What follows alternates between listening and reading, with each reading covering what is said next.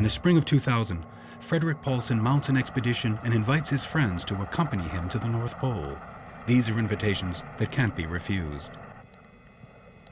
First step, Ratanga, a small town of 3,500 inhabitants situated on the river of the same name. The temperature, minus 35 degrees Celsius.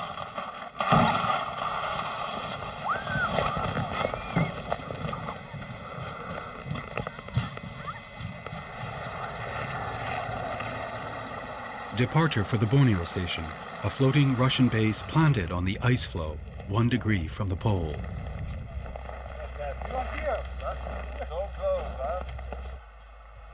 To walk on an ice floe is to walk across a frozen sea that covers an abyss-like pit, more than 3,000 meters deep. The weather deteriorates. Patience is required because no one knows how long the storm will last.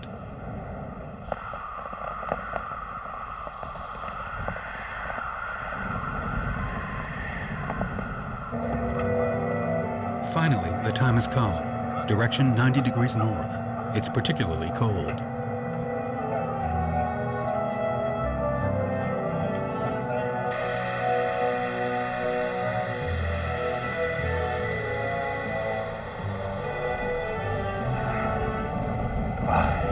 Cold. It's cold.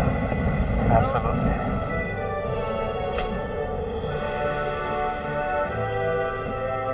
Frederick Paulsen symbolically plants the flag of the Isle of Fur, the cradle of his ancestors.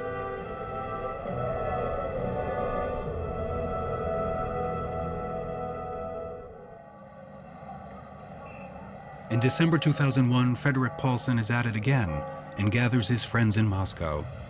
We meet the Vice President of the Duma, Artur Chilingarov, with whom the expedition is mounted. Okay. Я беру на себя все вопросы организационные и уже с ним полечу точно. You will organize this. No, but I will organize it. О финансовом.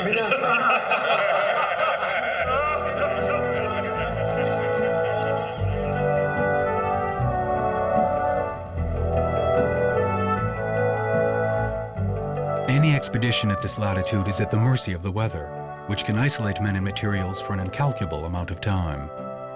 We have a dual ambition, to reach the South Pole and to visit the island of South Georgia, the most majestic in the Antarctic.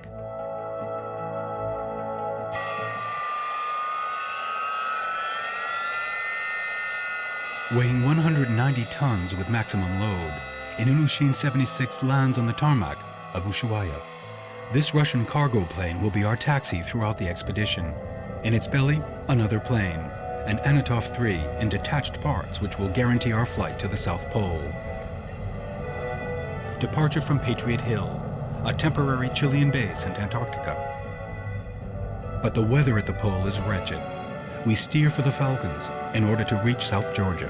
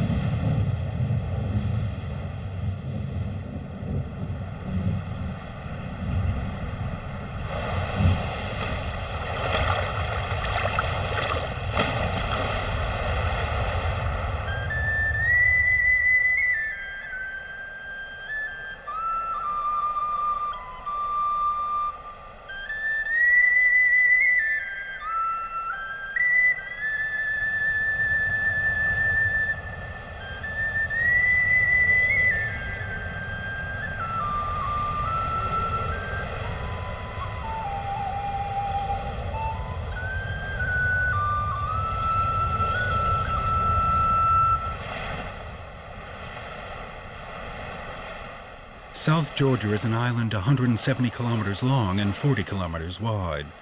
It's a piece of the Andes mountain range, separated from the Antarctic Peninsula millions of years ago.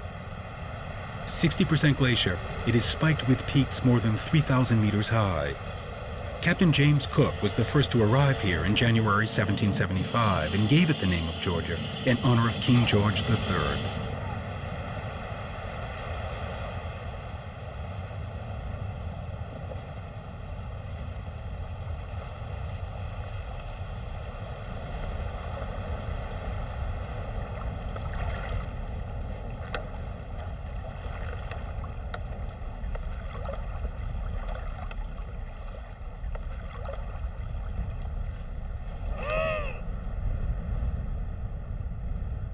The west coast of South Georgia is strewn with a number of now deserted whaling stations, which have become the privileged refuge of seals and penguins.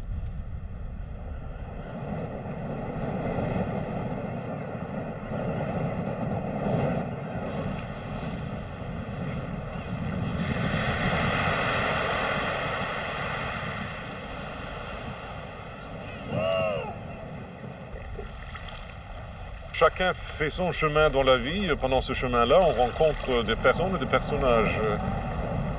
Pour moi, c'est un grand privilège d'avoir la possibilité d'amener les gens que j'ai rencontrés, que je trouve intéressants de venir avec nous. Il y a quelques années, j'ai commencé à me rendre compte que l'Arctique est beaucoup plus intéressant que le partie chaude de la planète. La station où nous sommes maintenant est Strömnäs, où Shackleton était venu.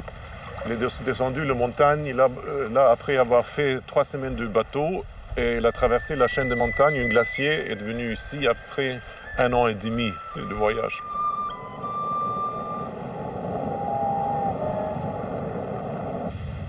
The radio announces improved weather on the Antarctic continent. The possibility suddenly presents itself, reaching the South Pole.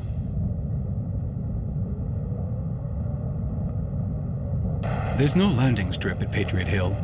The Ilyushin 76 touches down, and because it's impossible to brake on ice, we have to wait until the plane rolls to a stop.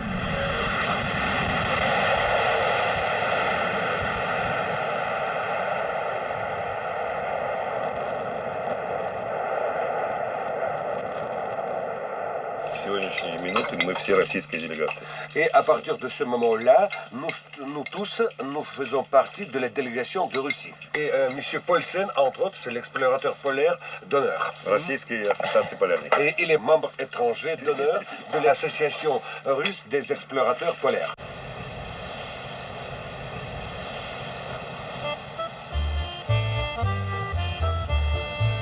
Working day and night, the Russian team starts to assemble the Antonov 3.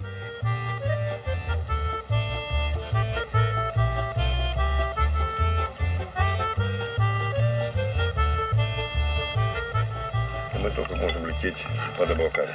Да. He's saying that he doesn't want to frighten us unnecessarily, but this is a high risk. Oh, it's a high risk, it's a risky flight.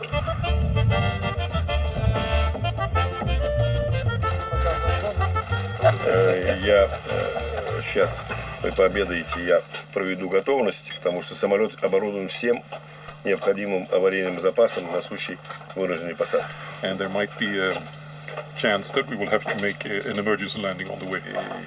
Я не знаю, страховка нужна у каждого. Et je pense que tout le monde est assuré, parce que c'est le vol très sérieux. Никто еще в мире на одномоторном Et je самолете répète encore une fois que до personne au Южного monde полюса не долетал. n'a volé avec un avion à un seul moteur. Приятного аппетита. Bon appétit. Но, my friend, Пульсен, мы не туда летали, блядь, с ним. Avec M. Paulsen, on a fait aussi plein de projets.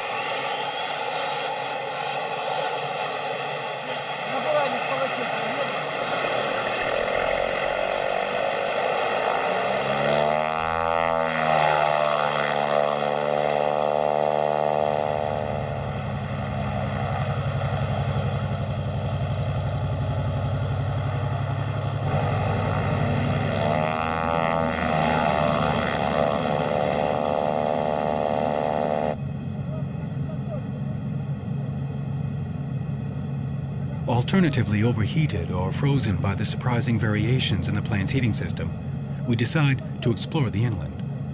Surveying the Antarctic is to float above an immense ice cap whose thickness can reach 4,800 meters. This white mass represents 90% of the planet's ice resources. If it ever melted, global sea levels would rise more than 60 meters.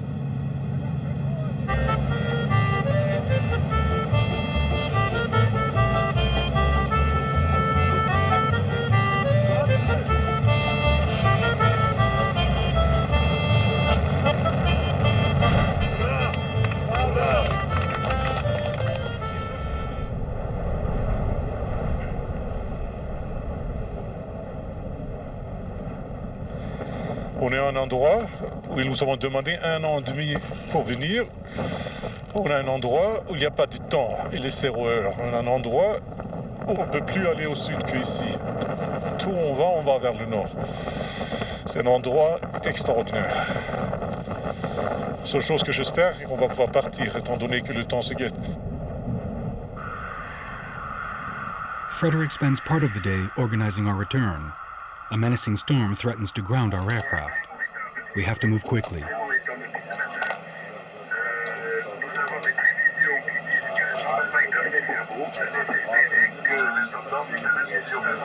Ok, on se parle encore dans 3 heures. À vous. На Южном полюсе нас встретили, мы долетели, в общем, они все тут вышли, вся станция вышла. Такого они еще не видели, чтобы одному... Да, вот с Рождеством. Спасибо, Вадим Владимирович, дорогой, спасибо. Все будет нормально, я буду с удовольствием держать связь. Американцы тоже там. Всем привет, хорошо. Спасибо. Спасибо, спасибо. Ну вот так вот. Это Путин говорит.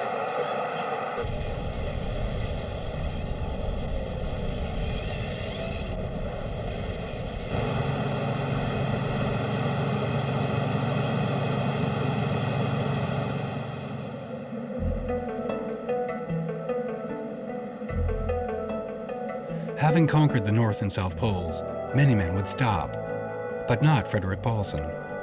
Especially since 2 Yakut children discovered the extremity of a mammoth's giant tusks, jutting from the ground in November 2002 at 70 degrees latitude north. Frederick organizes a new expedition straight away. The goal?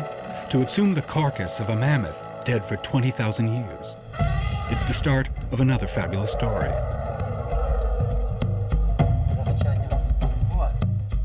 After profiting from his lucky find, the Yakut trapper agrees to disclose the site's coordinates. And he's hunting the area. He's hunting the area. Without further ado, a team of scientists embarks in an Mi-8 helicopter laden with material. 4 hours later, we survey the bends of a river which snakes across the tundra.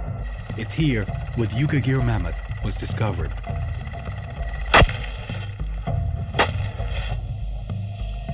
The hindquarters of the mammoth decomposed over time due to infiltration from the river water. The front of its body, on the other hand, and more precisely the front left paw and its articulation, survive remarkably conserved.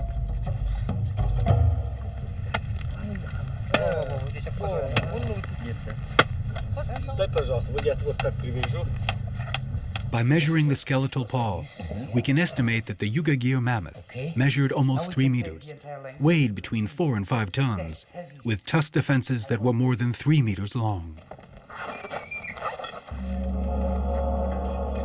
To this day, the Yukagir Mammoth remains the best preserved of all those ever discovered, and scientists pin their greatest hopes on the study of its head.